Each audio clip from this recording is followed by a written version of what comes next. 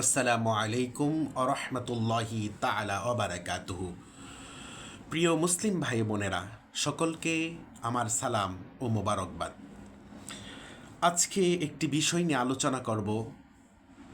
এই বিষয়টি হলো, আমাদের সপ্তাহে একটি দিন, পবিত্র দিন, জুমার দিন আসেন, যেটিকে ইন্না ইয়াউমাল জুমাআতি ঈদুল মুসলিমিন, মুসলমানদের জন্য ঈদের দিন হিসাবে বলেছেন।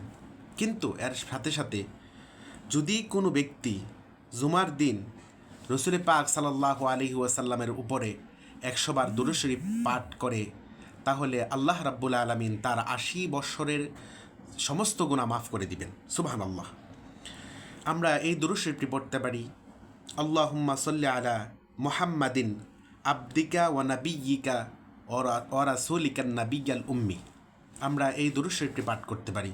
এই দুরূদ শরীফটি যদি আমরা 100 বার পাঠ করি, আল্লাহ রাব্বুল আলামিন আমাদের তামাম জিন্দেগির 80 বৎসরের গুনাহ ধুয়ে মুছে সাফ করে দিবেন। সুবহানাল্লাহি ওয়া বিহামদিহি।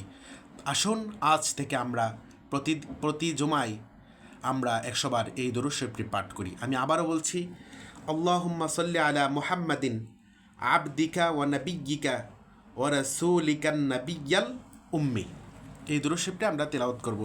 এই বিষয় আজকে এখানেই শেষ। আসসালামু আলাইকুম ওয়া রাহমাতুল্লাহি ওয়া বারাকাতুহু।